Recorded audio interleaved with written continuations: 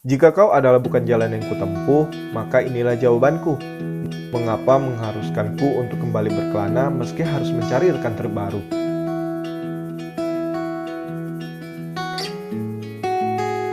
Pada tanggal 28 Januari 2020, ditemani oleh 20 orang rekan pendaki yang baru, kami berangkat dari Pekanbaru menuju Negeri Senggalang, Kecamatan Sepulukoto, Kabupaten Tanah Datar, Provinsi Sumatera Barat. Ini adalah misi pertama dari 6 gunung yang ada di Sumatera Barat yang diadakan oleh Likto Outdoor bertemakan Tamasa Sitama. Ekspedisi pertama dipilihlah Gunung Tandika yang sangat memikat para pendaki. Titik awal pendakian dimulai dari jalur Lubuk Mata Kucing untuk menuju puncak yang bernama Tri Arga atau memiliki arti penyangga langit Minangkabau ini memerlukan waktu hampir 7-9 jam perjalanan.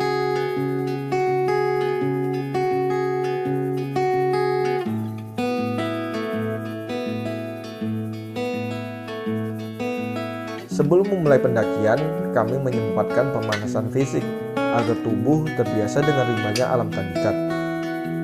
Senam ini mengiringi tubuh agar selalu sehat dan terpenuhi pula jiwa yang kuat.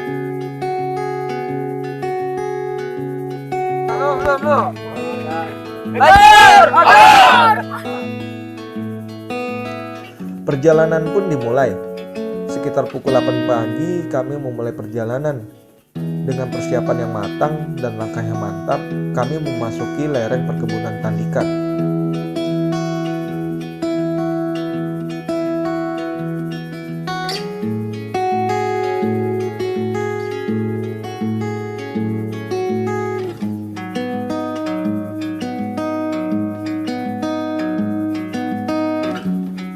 Suguhan alam pada titik awal pendakian, kami menelusuri anak sungai yang cukup panjang.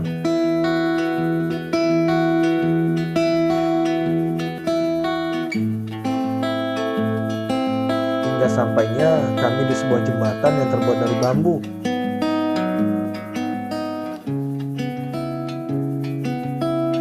Satu persatu pun dari kami menitinya.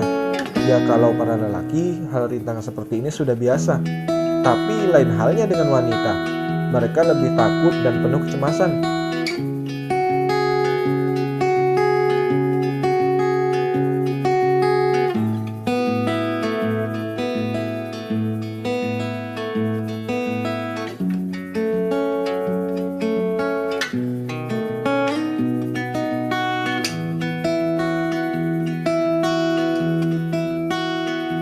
Tanpa terasa jam pun berlalu.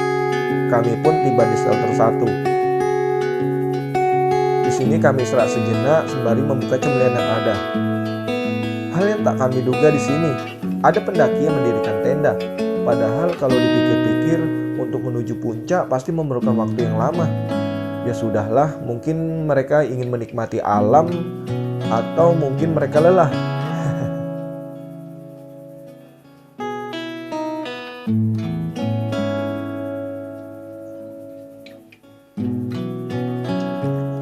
Setelah perut sedikit terisi, kami pun melanjutkan perjalanan. Alam yang asri, udara nan sejuk menghampiri kami sejenak untuk melepas lelah yang ada. Tak kunjung sampai di shelter 2, kami melihat pendaki lain sedang bersenda gurau. Ada yang menikmati pepohonan, dan ada juga yang memanfaatkan akar pohon sebagai ayunan. Seperti gadis itu. Sepertinya dia lagi kasmaran. Nah gini nih kalau sebenarnya efek pria jomblo pantang melihat pendaki cantik. Apalagi di hutan sendirian. Sendirian gak ya? Semakin dipaksakan berjalan, langkah kaki semakin berat. Trek yang tadinya biasa saja kini berubah menjadi binasa. Seringkali lutut menekuk hingga pegal mulai terasa.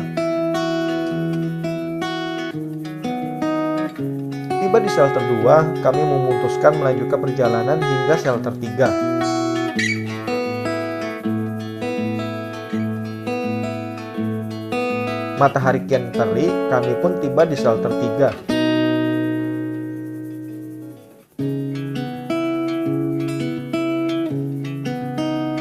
Sembari membasuh peluh, kami bergegas mengambil air yang ada di lembahan hutan.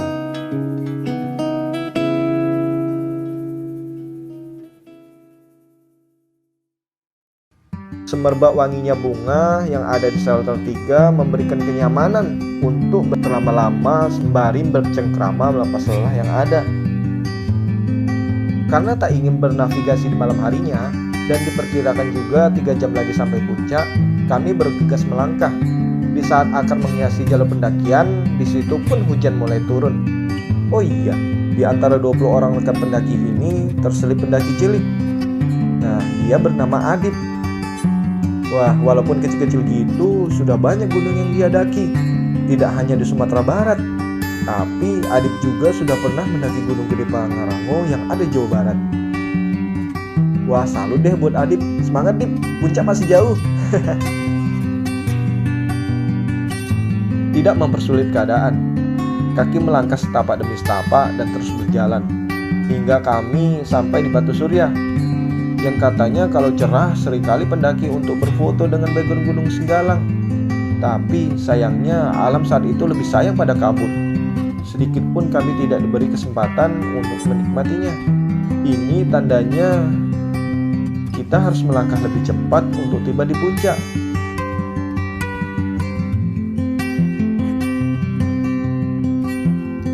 Semakin mempercepat langkah, hujan kembali deras. Dan setibanya di puncak, hujan dan kabut tak kunjung reda, seolah menyambut kami dengan jamuan yang beda. Ya tak apalah, yang penting kita bahagia, alam pun menyadarinya.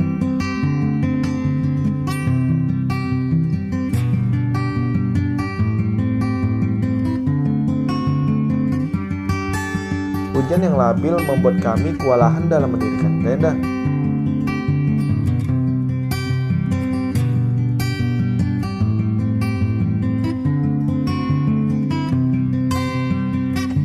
Tak sedikit dari kami yang kedinginan dan memaksakan agar tenda berdiri tegak.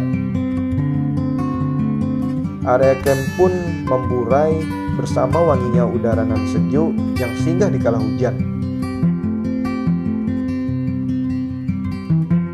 Keesokan paginya berharap sang surya menunjukkan biasan cahaya dari ufuk timur, tapi yang kami tunggu-tunggu tak kunjung datang.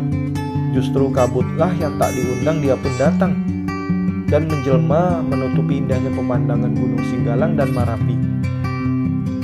Kuncinya saat itu ialah sabar, agar kondisi kembali cerah. Demi penasaran akan kecantikan kawah Tandikat, kami 7 orang memutuskan turun ke bawah kawah. Sedangkan 13 orang lainnya lebih memilih rebahan di dalam tenda. Trek yang kami lalui sangat curam, jadi harus ekstra hati-hati. Selain tanah yang kami pijak labil, hujan rintik pun cukup memberikan tanah menjadi licin. Setelah 1 jam berjalan, kami pun tiba di dasar kawah.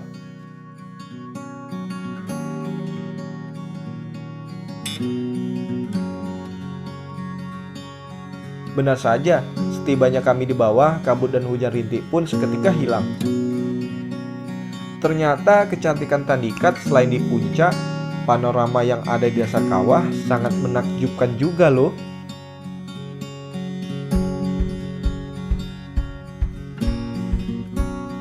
Karena penasaran dengan gua yang berada di tebing kawah, kami pun mencoba memasukinya.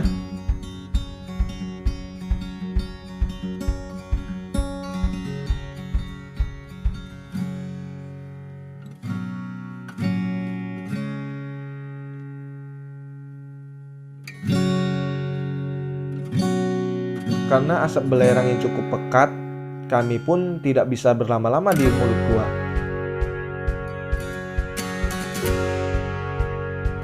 Pemandangan landscape megah yang terkadang sesekali diselimuti oleh tipisnya kabut membuat segala letih perjalanan terbayar.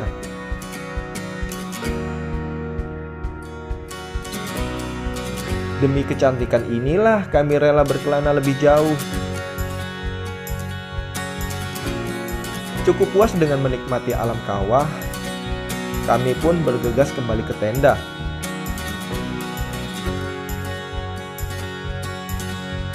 turun susah, naik pun lebih susah. Tapi demi makan siang sudah menanti kami makin terpacu untuk kembali.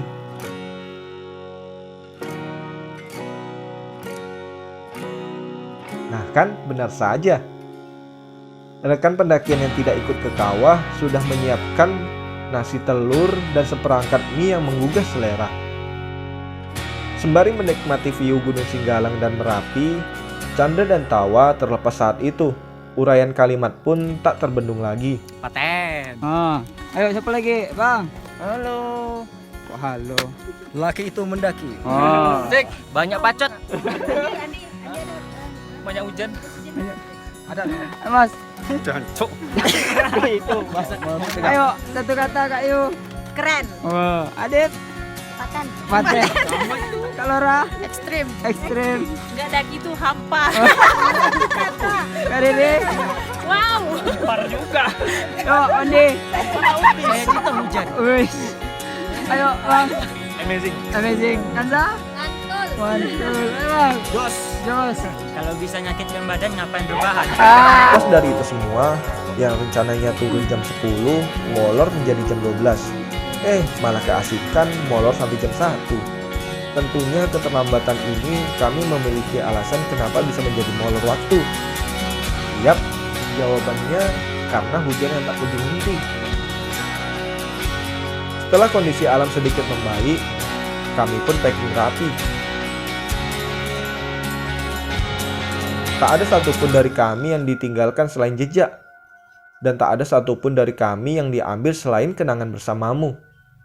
Iya, bersamamu. Kita adalah yang terbaik. Dan kita adalah jejak yang tak bisa terhapuskan.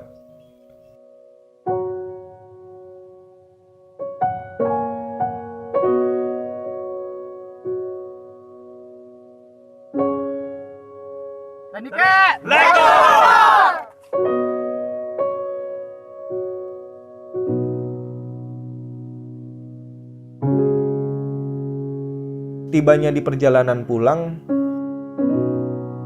keindahan view yang ada di Batu Surya kembali tak terlihat.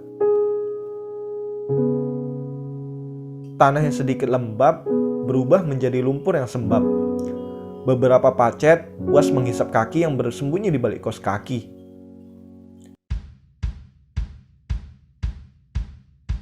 Meski sepatu berselimut dengan dinginnya lumpur, petualangan ini membuat kami menjadi asa yang menggebu dan langkah yang tidak rapuh.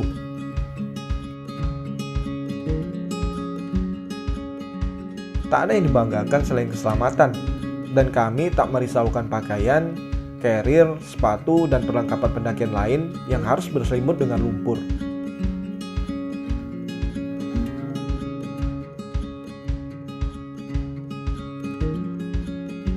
Tak ada jalur pembeda pada saat turun.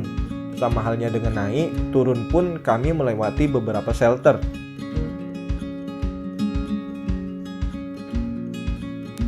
Karena seharian diguyur oleh derasnya hujan, sungai yang awal pendakian tak menampakkan debit air yang deras, kini berubah menjadi berarus kencang.